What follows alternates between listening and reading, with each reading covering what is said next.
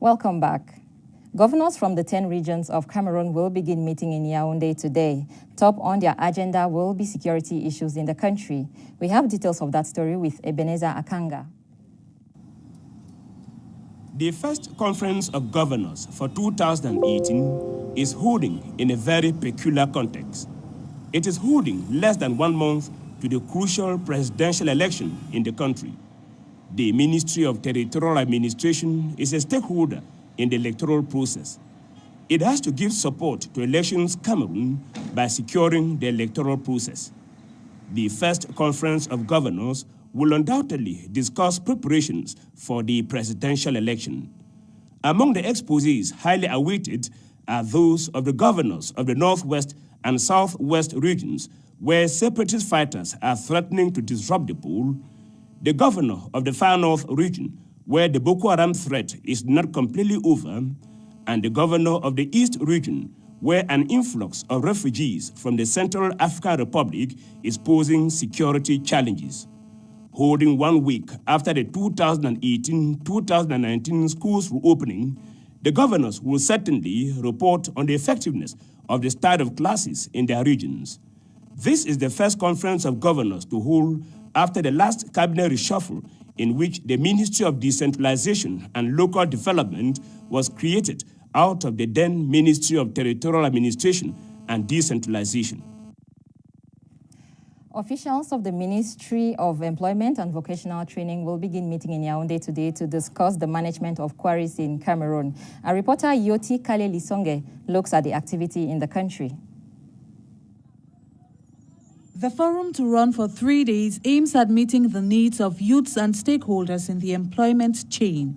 Through the National Forum on Employment, the Management of Trade and Business Skills, participants will have an opportunity to meet in a platform with various human resource personnel where they will be sensitized on how to develop good business plans, expand their businesses, and improve on their skills. The seminar will also help in facilitating an intermediary between job seekers and employers in need of employees, thereby bridging the unemployment gap in Cameroon caused by ignorance. The forum, in its maiden edition, will hold under the theme Management of Jobs and Skills, an effective tool for the growth and emergence of Cameroon. This in a bid to empower Cameroonians by giving them the keys on how to develop the country through their businesses and skills. The event, organized by the Ministry of Employment and Vocational Training, begins tomorrow, September 11, at the Yaoundé Conference Center.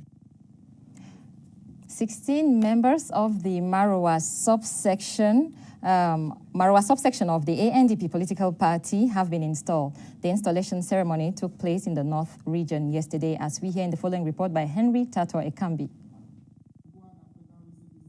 The 13 subsections in the Maroua 1 municipality were all members of the NUDP before the change camps and joined the National Alliance for Democracy and Progress, NADP.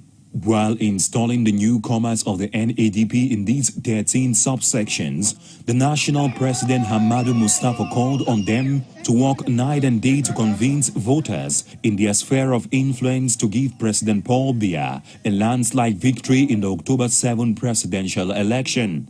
Mr. Mustafa also told them to prepare their political arsenal for the municipal and legislative election that comes up next year to avoid being caught off guard by other political parties. The national president also enjoined the new NADP supporters to win other new followers for the party. After listening to their national president, the newly installed members also pledged their unblinking commitment to the NADP and their upcoming task, which is to vote as well as convince others to vote for President Biya in the upcoming presidential election. Circulation has resumed on the Mile 7 Akum stretch of the Bafoussam-Bamenda Highway. Traffic was stopped on the stretch when gunmen attempted cutting the road on Saturday night, attacking commuters and killing a driver. We have details of that report with Eric Langmia-Wufo. These buses were destroyed by the armed men that blocked traffic at the Mile 7 Akum stretch by using this crawler excavator to dig across the road. A driver of a travel agency is alleged to have been killed by the armed men, and material damage were also recorded as the screens of the vehicles were shattered with the use of the excavator. There were so many buses on the road, but they selected only us to destroy. They were saying Amumezam is a company transporting policemen and guys of B to Bamenda to disturb. So I don't know in which way. If you take the value of that one bus is more than 160 million, and they destroy 5. There are so many families that depend on these buses. Personal belongings and food items have all been mixed up on a muddy stretch. The optical fiber network was also vandalized, and the technicians are currently working to have it reconnected. The fiber was broken at about 15.6 kilometers from Bamenda. We followed up gradually, and then the breakdown. All the other operators are affected here. Yes. Nextel, Orange, MTN, Cell. The traffic hold-up was intense, and the road users had to carry their belongings on their heads. Some of them endured a very long night on the stretch. The guys came and they told us that everyone should go down, and they had to take our ID card, and then they asked us to bite it, that they don't want the clear yellow. And then they asked us to kneel down from there. You can see from my screen. So they went now, they were digging a hole there using the caterpillar. The unidentified individuals who were armed are alleged to have seized the excavator from a company working on the Mile 8 Valley stretch of the road to commit the act. One of my workers called me at the quarry where we grind the gravel and told me that the people just came in with guns and then told them to come and climb on the one truck. They took one machine plus the truck away from the quarry. One machine like that one can be around 350 million. The senior divisional officer for Mesa and security operatives were present to ensure that the traffic was finally re-established. By midday this Sunday, September 9th, persons traveling to Yaoundé, Douala, Southwest region and other parts of the country could finally heave a sigh of relief.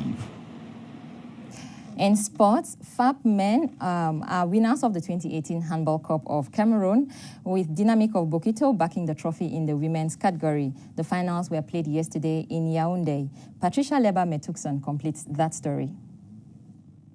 History made by Dynamic of Bokito winning the Handball Cup of Cameroon for the very first time. The tables turned for Tekase ladies, the 2017 Cup holders, who this season bowed to Dynamic of Bokito, their ace rival.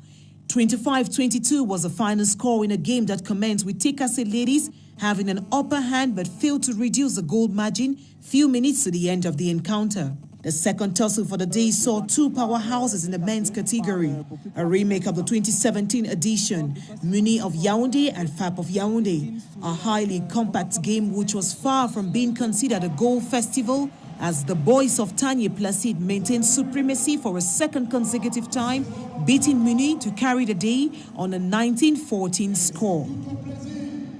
FAP's goalkeeper Foncho Isaac, who stopped every scoring opportunity, was crowned best player alongside his teammate Ambassa Ondwa, who distinguished himself as the highest goal scorer. Yo Yvette of Tekase ladies was awarded best scorer, while Mosi Sola of Dynamic of Bokito, after a heated season, emerged the best player. And that report in sports brings us to the end of the 7 a.m. news. Do stay on with Diane Gassa on Cameroon Daylight.